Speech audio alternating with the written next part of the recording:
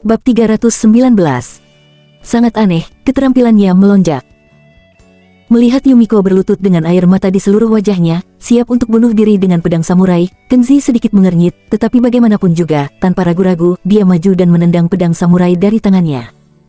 Yumiko, tidak perlu mencari kematian. Setelah Kenzi mengatakan ini, dia merasa sedikit malu.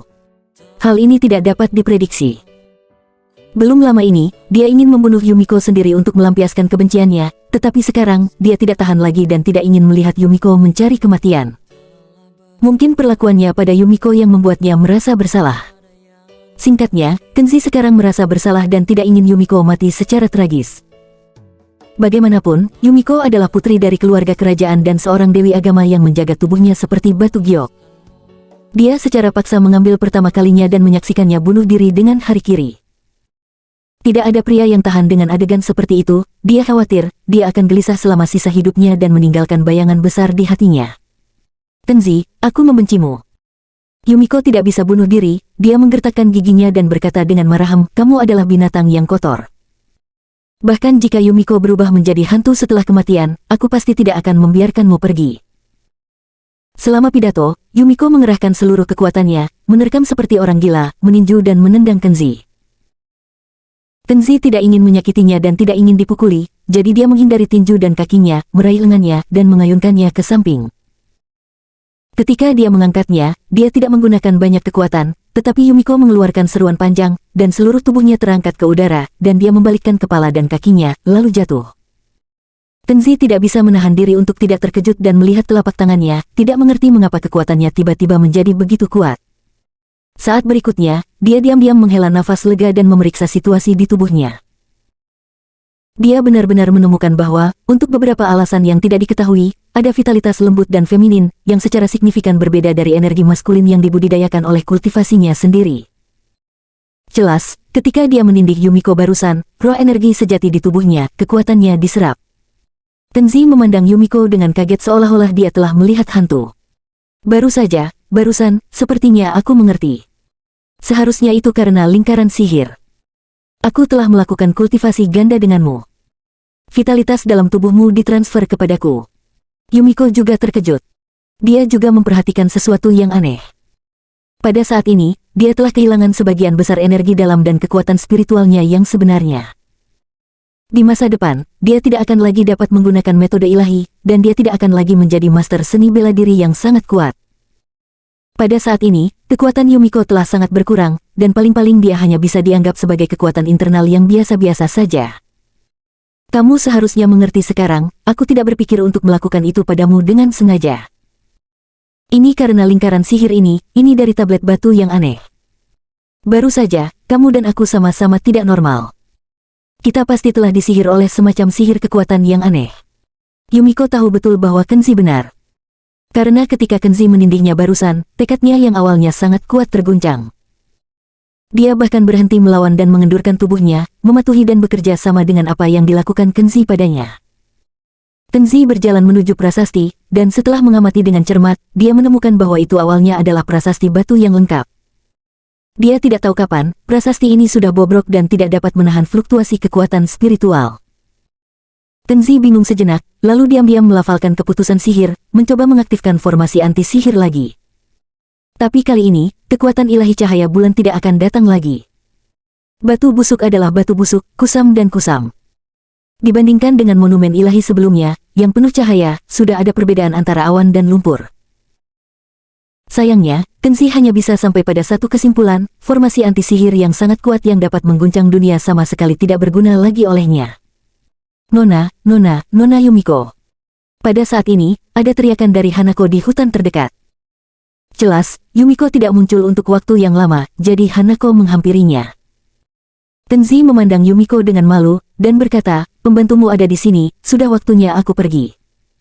Sebelum aku pergi, ada sesuatu yang ingin aku katakan.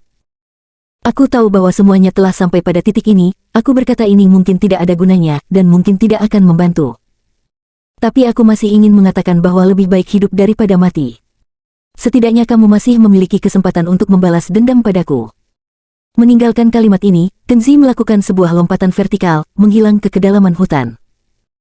Melihat punggungnya yang menghilang, Yumiko tidak bisa menahan perasaan sedih dan marah, dan air mata mulai mengalir lagi. Dia tahu bahwa akan sulit untuk membalas dendam pada Kenzi lagi. Sebagian besar keterampilannya telah hilang, dan kekuatan musuh telah meningkat pesat. Bagaimana balas dendam ini dapat dilunasi? Yang paling membuatnya sedih adalah dia adalah seorang putri kerajaan yang dikagumi oleh semua orang dan seorang dewi suci, tetapi dia kehilangan kesucian yang seharusnya dia pertahankan seumur hidup dan menjadi orang berdosa yang tak termaafkan. Pikiran tentang kematian keluar dari hatinya lagi. Nona Hanako datang dengan membawa lentera, tepat ketika dia melihat Yumiko berlutut perlahan dengan air mata di matanya, mengambil pedang samurainya, dan bersiap untuk bunuh diri dengan membuka perutnya. Dia terkejut. "Tidak, Nona." Hanako berteriak ketakutan, dan bergegas untuk memeluk Yumiko. Lentera hitam putih jatuh di kaki mereka berdua, dan segera nyala api menyala. "Nona, ada apa denganmu, kenapa kau ingin mati?" Hanako memeluknya erat, menangis terseduh-seduh. Pada saat ini, dia bisa melihat bahwa kimono di tubuh yang mulia Yumiko robek, dan rambutnya yang panjang, yang sering disisir dengan sangat rapi, sekarang berantakan. Hanako tahu di dalam hatinya bahwa jika bukan karena hal yang sangat memalukan yang terjadi pada nona muda itu tidak akan ingin mencari kematian. Yumiko berkata dengan berlinang air mata, "Hanako, kakak tidak bisa menemanimu lagi. Kakak malu pada keluarga kerajaan, malu pada guru, dan malu pada kuil. Kakakku tidak lagi suci, dan tidak lagi bisa berdoa untuk keluarga kerajaan, hanya jika bisa mati, saya akan meminta maaf kepada keluarga kerajaan. Saya hanya berharap Anda tidak ketinggalan terlalu banyak di masa depan, pertahankan warna asli Anda, dan bahagia seperti sebelumnya." Melihatnya memohon kematian, Hanako mencengkeram pedang itu dengan erat, menangis dengan keras, dan tangannya terluka, darah mengalir, tetapi dia tidak melepaskannya. Nona, aku tidak ingin kamu mati. Jika kamu harus mati, bunuh Hanako dulu. Hanako akan selalu berada di sisimu." Yumiko sangat sedih dan jatuh ke dalam dilema dalam siksaan. "Nona, Hanako memohon padamu, tolong pikirkan yang mulia Kaisar. Kamu adalah cucu kesayangannya, jika kamu bunuh diri, dia pasti akan mati. Dia sudah sangat tua, tubuhnya masih sakit, jangan tega melihat kakek sakit karena kesedihannya pada Nona." Hanako membujuknya dengan keras, air mata mengalir di wajahnya. "Saya mohon, Nona, bahkan jika Anda harus mati, tolong kembali dulu ke istana, melihat kakek untuk terakhir kalinya, dan melihat gurumu, terakhir kali."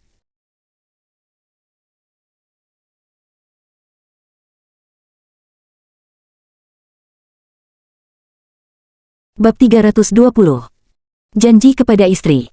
"Tuan muda, apakah Anda baik-baik saja?" Kenzi meninggalkan hutan, dan tidak lama kemudian, dia bertemu Jaiden Blue yang membawa seseorang.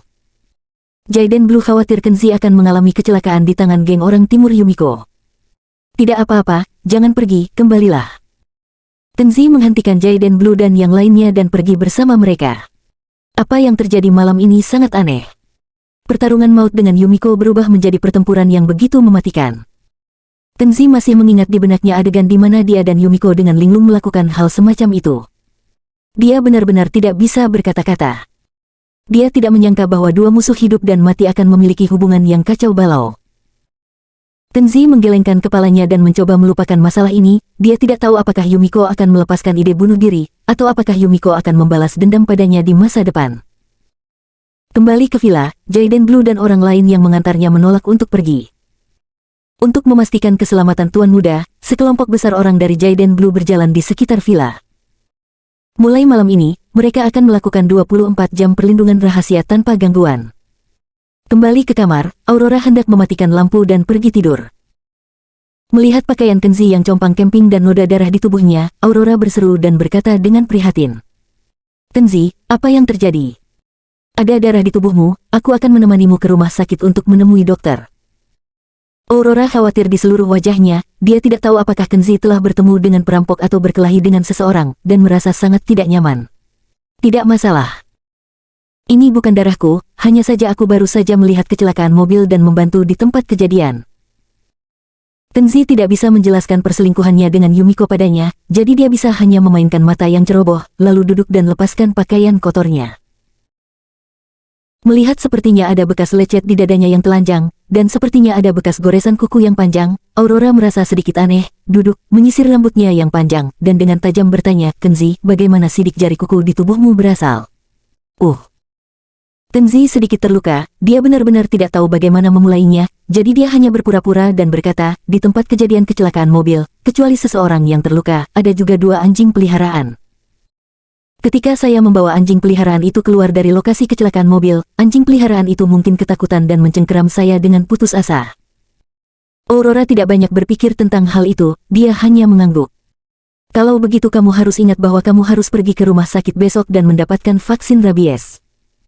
Setelah mendengar ini, Kenzi merasa tidak bisa berkata-kata dan hangat pada saat yang sama. Aurora selalu jaga dirinya baik-baik. "Ngomong-ngomong, duduk diam dan jangan bergerak. Aku akan mengambil anggur obat dan menyekanya untukmu." Aurora bangkit dan hendak pergi, tetapi Kenzi meraih tangannya dan berkata dengan mata berkedip-kedip, "Istri, ya saya ingin membicarakan masalah ini dengan Anda. Saya pikir, kita berdua harus menikah lagi lebih awal, kemudian menebus pernikahan besar, dan menjadi pasangan normal di masa depan." Mendengar ini, Aurora sedikit terkejut pada awalnya, lalu dia tersenyum malu-malu dan berkata, "Kamu sangat aneh hari ini. Mengapa kamu tiba-tiba membicarakan hal yang begitu aneh?" Setelah mendengarkan, Kenzi menariknya sedikit, lalu memeluk pinggangnya yang lembut dengan lembut. Wajah cantik Aurora memerah, tetapi untuk pertama kalinya di dunia, dia tidak melepaskan diri dan membiarkannya memeluknya. "Rora, kita berdua sudah sangat tua. Jika kita membuang waktu seperti ini, itu akan selalu terasa buruk. Jika kita menikah lagi dan memiliki anak, saya merasa bahwa kehidupan seperti ini adalah kehidupan yang bahagia. Kecuali jika Anda tidak ingin menikah lagi dengan saya, mungkin Anda masih berpikir bahwa saya adalah suami yang tidak memenuhi syarat." Sebelumnya dia selesai berbicara, Aurora telah mengulurkan tangan ramping dan menutup mulutnya. "Kamu tidak diperbolehkan mengucapkan kata-kata itu. Bahkan jika orang memandang rendah kamu, tetapi dalam hidup ini aku menikahimu, dan sejak aku menikahimu, aku telah menganggapmu sebagai suamiku selama sisa hidupku. Kecuali kamu tidak ingin bersamaku, atau kamu tidak ingin aku jadi istrimu." Kenzi tersenyum dan berkata, "Bagaimana mungkin? Dalam kata-kata ibuku, aku tidak dapat menemukan istri yang cantik seperti kamu dengan lentera. Aku bisa menikah denganmu, itu adalah berkah dari kehidupanku. Istri," kata Kenzi, "mari kita menikah lagi besok, oke?" Dia pikir dia akan setuju, tetapi dia tidak berharap Aurora berpose sombong dan arogan. "Apakah kamu ingin menikah lagi denganku? Kalau begitu aku harus memikirkannya. Aku ingat ketika kita menikah 3 tahun lalu, kamu tidak hanya tidak berbicara tentang hubungan yang baik denganku, kamu tidak mengejarku dengan serius, atau bahkan saat menikah, kakek bahkan menyiapkan cincin untukku. Aku tidak mampu membelikanmu kali ini. Pertama-tama, kamu harus belajar memberiku bunga, dan kemudian kamu untuk menjadi seperti pacar lainnya, sering meminta saya untuk pergi berbelanja dan menonton film, dan kemudian Anda harus menyiapkan cincin berlian sendiri, dan memilih waktu dan tempat romantis untuk melamar saya dengan serius. Kalau itu bisa dilakukan, mungkin saya akan menerima lamaran Anda." Kenzi menggaruk bagian belakang kepalanya setelah mendengar ini, merasa malu. "Istri, tidak perlu membuatnya rumit, kan? Omong-omong, kita bisa dianggap sebagai suami istri yang lama, dan kita menikah lagi, bukan pernikahan baru. Sepertinya tidak perlu membuat begitu banyak aturan dan peraturan. Selain itu, kamu juga tahu bahwa aku pria polos, tidak pandai dalam percintaan." Aurora bersenandung lembut, "Aku tidak peduli. Pokoknya, kamu harus memenuhi keinginanku dan mengejarku dulu. Kamu berutang hubungan romantis padaku sebelumnya, dan kamu harus membayarnya kembali padaku dulu." Wanita lain menikah, dan setidaknya mereka telah menikmati cinta romantis. "Yang terjadi padaku, tidak lama setelah kita bertemu, kakek menikahiku denganmu. Semua orang menikah dengan senyum, hanya aku hampir menangis sepanjang hari ketika aku menikahimu. Kamu harus membayar kembali hutang ini dulu, kalau tidak, itu tidak adil." Setelah mendengar ini, Kenzi tidak bisa berkata apa-apa lagi. Faktanya, sang istri benar. Pernikahan antara keduanya 3 tahun lalu benar-benar formalitas, bahkan stereotip yang tidak bernyawa. Sama sekali tidak relevan dengan cinta romantis atau semacamnya. Sebagai seorang wanita, wajar bagi Aurora untuk memiliki pemikiran seperti itu. Wanita semua adalah makhluk emosional, jika tidak ada proses cinta yang lengkap dan romantis, bahkan jika mereka sudah menikah, takut akan ada penyesalan di hatinya dalam hidup ini. Oke. Kenzi mengangkat kepalanya dan berkata, mulai besok dan seterusnya, aku akan sering mengirimimu bunga, dan aku akan sering mengajakmu berbelanja, menonton film, dan menemanimu makan malam. Cincin berlian untuk waktu dan tempat yang romantis. Aku melamarmu. Bahkan jika gagal sekali, aku akan melamar 2 atau 3 kali sampai kamu setuju. Apakah ini berarti salah satu keinginanmu telah terpenuhi olehku?